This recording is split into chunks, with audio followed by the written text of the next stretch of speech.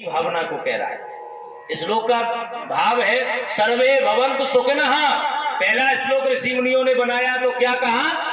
बोले अगर तुम किसी कार्य को धर्म कर्म करने के लिए चल रहे हो तो पहले इस श्लोक को याद करिए। सर्वे भवन्तु सुखिनः सर्वे सन्तु निरामयाः सर्वे भद्राणि पश्यन्तु मा कश्चित् दुःखभाग् भवेत्। अगर जीवन में सुखी स्वयं को होना है तो पहले दूसरों को सुख दीजिए। सर्वे भवन्तु सुखिनः, पहले भगवान से कामना करिए और स्वयं सुख देने की चेष्टा करिए, तब जाकर के तुम सुखी हो पाओगे।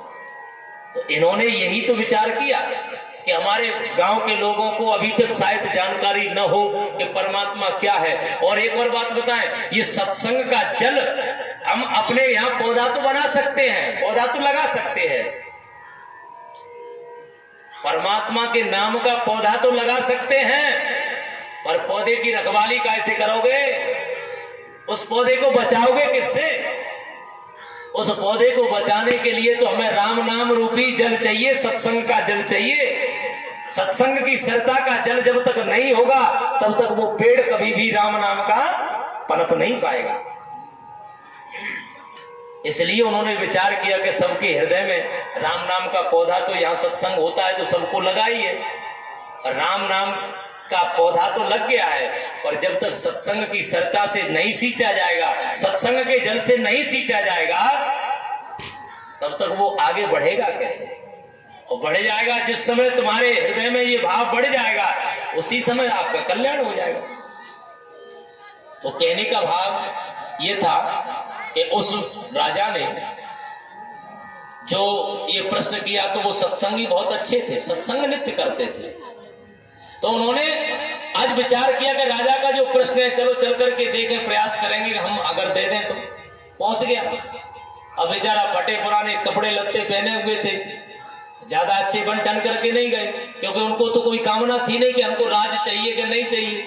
और कई लोग जा रहे थे, बोले महाराज की कामना है कि अगर प्रश्नों का जवाब दे देंगे हम ठीक से तो हमको राज्य मिल जाएगा, हम राजा बन जाएंगे।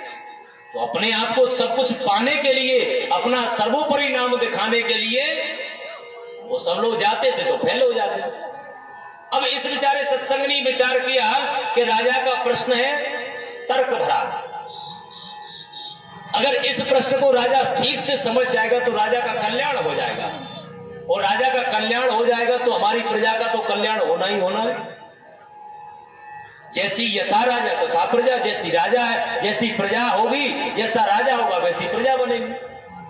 तो प्रजा में राजा को अभी ये बोध नहीं है कि भगवान कहाँ है। अगर ये बोध हो जाता तो राजा इस प्रश्न को कभी भी नहीं करता। इसलिए उस सत्संगी ने जाकर के जैसे ही पहुंचे महाराज,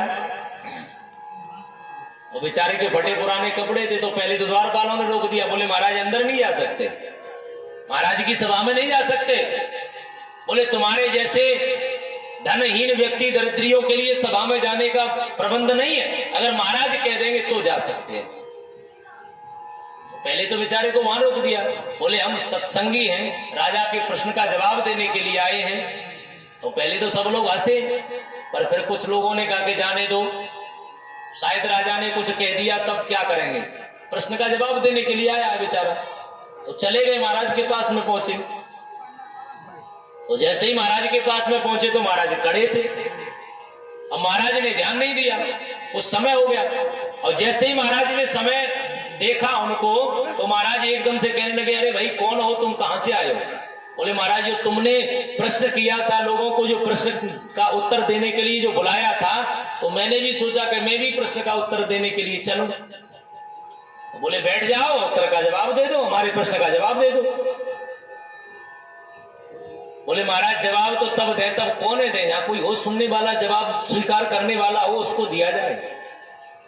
राजा ने कहा कि तो यहाँ का कमी है, हम बैठे तो हैं, हम सुनने को ही तो बैठे हैं।